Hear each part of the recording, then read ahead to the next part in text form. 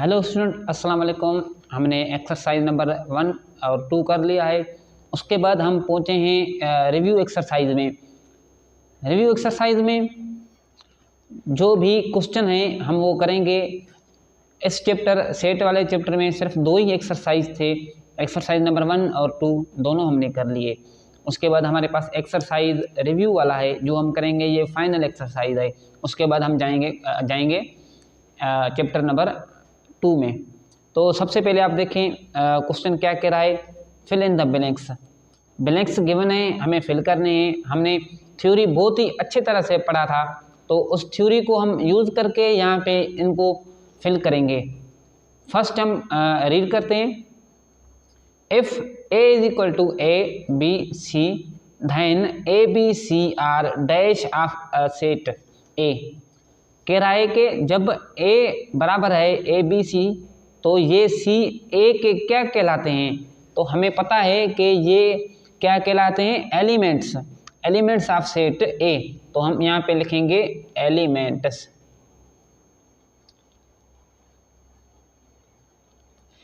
यहाँ ये ए के क्या है, मेंबर हैं। इंग्लिश में हम एलिमेंट्स कहते हैं।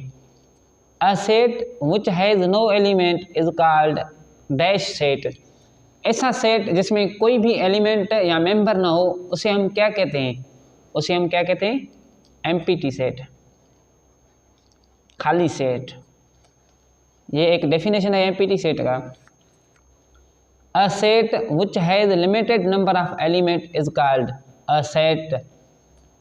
ऐसा सेट जिसमें एलिमेंट्स जो हैं वो लिमिटेड हों, हम उनको गिन सकें, तो उसको हम क्या कहते हैं, हमने पीछे पढ़ा था, उसको हम फाइनाइट कहते हैं। फाइनाइट सेट, जिसके मेंबर्स को हम काउंट कर सकें। If two set A and B have dash elements then they are said to be equal set. Equal set के लिए एलिमेंट्स का क्या होना चाहिए, all the element are same, all same लिखेंगे। सेम एलिमेंट होंगे तो हम सेट ए और बी को क्या कहेंगे, इक्वल सेट। तो क्वेश्चन नंबर फर्स्ट के 4 पार्ट थे वो हो गए। अब चलते हैं क्वेश्चन नंबर 2 की तरफ।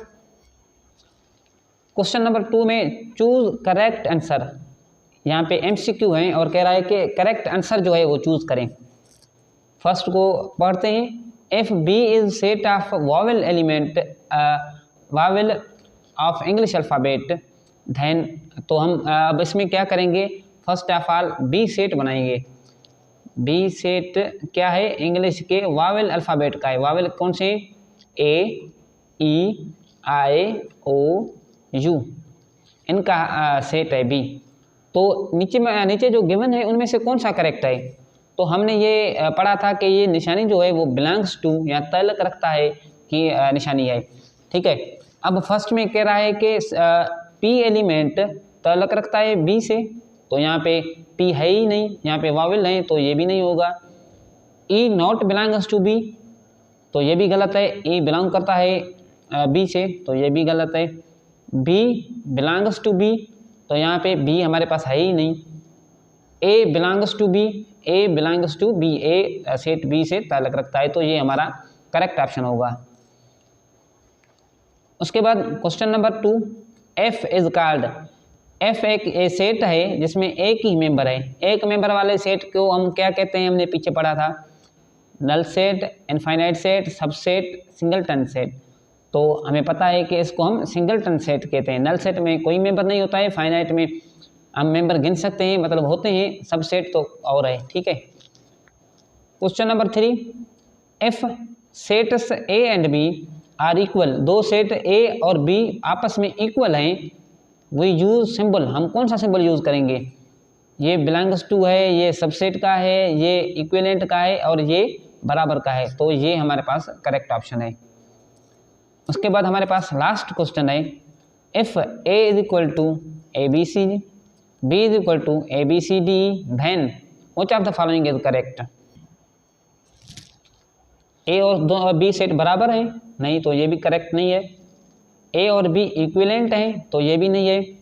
ए माताद सेट है बी का, तो ये सही है। ए के सारे मेंबर बी में मौजूद हैं, तो ये सही होगा हमारे पास। तो हमारा क्वेश्चन नंबर सेकंड भी हो गया। अब थर्ड क्वेश्चन की तरफ चलते हैं।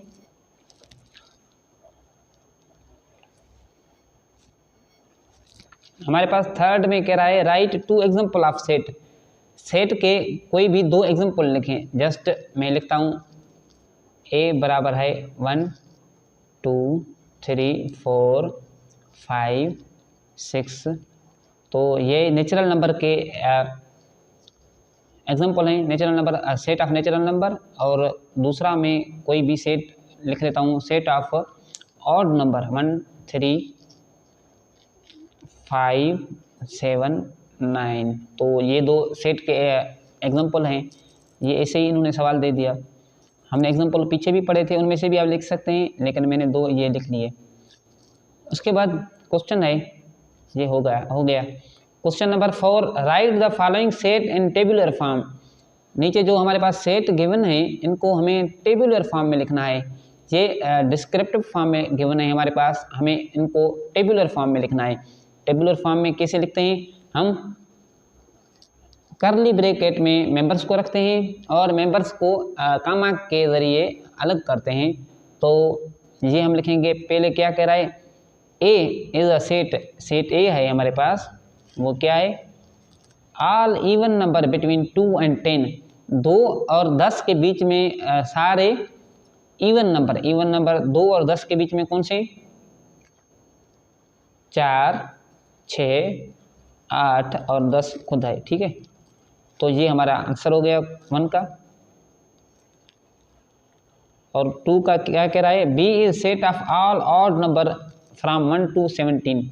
बी क्या है, सेट ऑफ ऑड नंबर है, ऑड नंबर बी बिटवीन कौन से, फ्रॉम 1 to 17, 1 से लेके 17 तक, 1 3 5 7 9 11 13 15 और ये 17। तो ये भी हो गया, ये भी हो गया। थर्ड नंबर क्या है, C is set of natural number divisible by 2 and less than 30। ऐसे नेचुरल नंबर जो 2 के साथ डिवाइड हो रहे हों और 30 तक हमें लिखने हैं। तो लिख सकते हैं 4 6 8 10 12 14 16 18 20 22 24 26 28 और 30 भी है। ठीक है, इन ये सारे जो हैं वो 2 के साथ डिवाइजेबल हैं। उसके बाद हमारे पास क्वेश्चन है, D is a set of months. D क्या है, सेट ऑफ मंथ का है। कौन से month, solar calendar beginning with letter J, J के साथ शुरू होने वाले मंथ्स के नेम। तो उसमें हमारे पास कौन से सेट आते हैं और कौन से मंथ आते हैं, जनवरी, जून और जुलाई। तो ये हमने टेबुलर फॉर्म में लिख लिए। हमने 4 क्वेश्चन कर लिए। अब question number 5, which of these set are finite and which of these set are infinite. नीचे सेट कुछ गिवन है, कौन से फाइनाइट हैं कौन से इनफाइनाइट हैं। फाइनाइट मतलब हम सेट के मेंबर को गिन सकें, इनफाइनाइट मतलब हम सेट के मेंबर्स को गिन ना सकें। तो क्वेश्चन नंबर 1 है, a set of members of your family. आप अपने फैमिली के मेंबर्स को काउंट कर सकते हैं, तो ये हमारे पास कौन सा होगा, finite set. B set of all even numbers, all even number का सेट। इवन नंबर तो बहुत सारे हैं, इनको हम गिन नहीं सकते, तो ये हमारे पास इनफाइनाइट हो जाएगा। C set of prime factors of 60। 60 के प्राइम फैक्टर का सेट, इसको हम गिन सकते हैं, तो ये हमारे पास फाइनाइट है। D set of all multiples of 7। Multiple of 7 बहुत सारे हैं, हम इनको गिन नहीं सकते हैं, तो ये हमारे पास इनफाइनाइट हो जाएगा। E is set of one digit natural number. E is set of one digit natural number. एक डिजिट के नेचुरल नंबर कौन से हैं? 1 2 3 4 5 6 7 8 9 बस, तो इसको हम गिन सकते हैं, तो ये हमारे पास फाइनाइट हो जाएगा। हमारा क्वेश्चन नंबर 5 भी हो गया है। अब चलते हैं क्वेश्चन नंबर 7 की तरफ, सॉरी क्वेश्चन नंबर 6 की तरफ। Which of the following are empty set? कौन से सेट जो है नीचे एमपीटी सेट हैं? L is set of name of days of a week which start with S।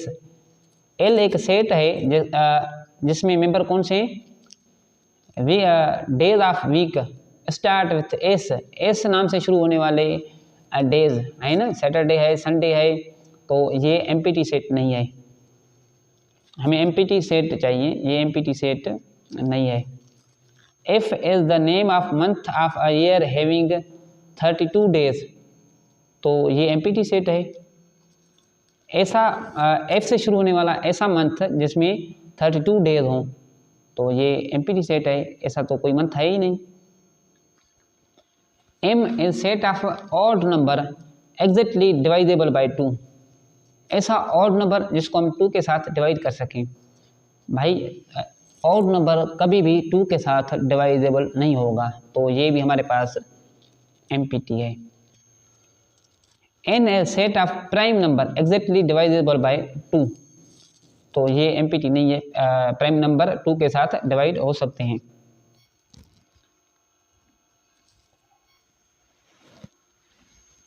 Question number 7 है, if A is equal to D, B is equal to C और D, C is equal to ABC, D is equal to AB, then which of the following statement are true और false. ये हमारे पास कुछ set given है, उनमें से हमें check करना है कि अब नीचे वाले कौन सा ट्रू है और कौन सा फॉल्स है। पहले हमारे पास ये कह रहा है डी सबसेट है सी का। हम देखेंगे डी में मेंबर ए बी हैं और सी में ए बी सी है, तो ये हमारे पास ट्रू है क्योंकि ये सबसेट है सी का। सेकंड में कह रहा है ए नॉट सबसेट ऑफ सी, ए सी के मातहत सेट है, तो हम यहाँ पे देखेंगे ए में एक मेंबर है डी, मातहत सेट नहीं है, ये कह रहा है। ए में मेंबर हैं डी और सी में मेंबर है ए बी सी, तो ये फॉल है, सॉरी ये ट्रू है, ये उसका सबसेट नहीं है। Third number B is equal to C D, B के मेंबर कौन से हैं सी डी, वो मातहत सेट है डी का, तो डी के मेंबर कौन से हैं ए बी, इसमें सी डी हैं उसमें ए बी हैं, तो ये मैच ही नहीं कर रहे हैं, तो ये हमारे पास फॉल हो जाएंगे। और चौथा नंबर सी मातहत नहीं है डी का, सी में कौन से मेंबर हैं ए बी सी डी और इसमें ये, तो ये सही है, ये मातहत नहीं है, तो ये हमारे पास सही हो जाएगा, ट्रू। क्वेश्चन नंबर 8 और हमारा ये लास्ट क्वेश्चन है, indicate which of the following statement are true and false. हमें बताएं कि कौन से ट्रू हैं और कौन से फॉल्स हैं। The members of any set are always of same kind, तो यस सेट में जो भी मेंबर हों वो सेम काइंड क्यों सेम हो। फॉर एग्जांपल अगर डिजिट हैं तो 1 2 3, तो उसमें ए बी सी तो नहीं आ सकते बीच में, तो ये ट्रू है। The order of element of set does not matter. Order मतलब कि हम फर्स्ट पहले लिखें, एक को पहले लिखें, दो को पहले लिखें, एक को बाद में लिखें, तो अभी कोई इशू नहीं है सेट में। Order does not matter in set. Third number है an object can be included in a set repeatedly. हम सेट में मेंबर्स को रिपीट कर सकते हैं, तो नहीं, ये फॉल है, हम रिपीट नहीं कर सकते। Any collection of object is called a set. कोई भी कलेक्शन हो उसको हम सेट कहते हैं। ऐसे नहीं है, सेट के लिए हमें कुछ रूल्स को फॉलो करना होता है कि डिस्टिंक्ट ऑब्जेक्ट हों और वेल डिफाइंड हों, तो इस हिसाब से ये सेट नहीं है, ये ट्रू नहीं है। एनी कलेक्शन नहीं, कलेक्शन ऑफ ऑब्जेक्ट, उसमें कुछ रूल्स भी होते हैं। The notation belongs two is always indicate membership of set, yes ये हमारे पास ट्रू है। A well defined collection of distinct object is called set, yes उसके बाद ABCD is not a set, कह रहा है कि ये सेट नहीं है, तो आप चेक कर लें ये सेट ही है, तो ये फॉल्स है, मतलब ये सेट है। उसके बाद the notation this is a symbol to indicate membership of set, ये मेंबरशिप को शो नहीं कर रहा है, मेंबरशिप को ये जो है ना वो मेंबरशिप शो कर रहा है, और ये मेंबरशिप नॉट मेंबरशिप को शो कर रहा है। तो ये कह रहा है कि ये भी मेंबरशिप को शो कर रहा है, तो नहीं, ये भी हम इसको फॉल कर देंगे। उसके बाद हमारे पास लास्ट है 1 2 3 4 इज अ सेट, ये हमारे पास सेट है, तो इसमें ब्रैकेट नहीं है, ये ऐसे ही लिखे हुए हैं, तो ये सेट नहीं है, ये भी हमारे पास फॉल हो जाएगा। वीडियो अच्छी लगे तो लाइक शेयर करें और हमारे चैनल को सब्सक्राइब करें, ताकि हर आने वाली वीडियो आप तक जल्द से जल्द पहुंच सके। नेक्स्ट वीडियो में हम चैप्टर नंबर 2 स्टार्ट करेंगे, और उसका एक्सरसाइज 1 2 3 वो भी ऐसे ही करते जाएंगे। Thanks for watching video.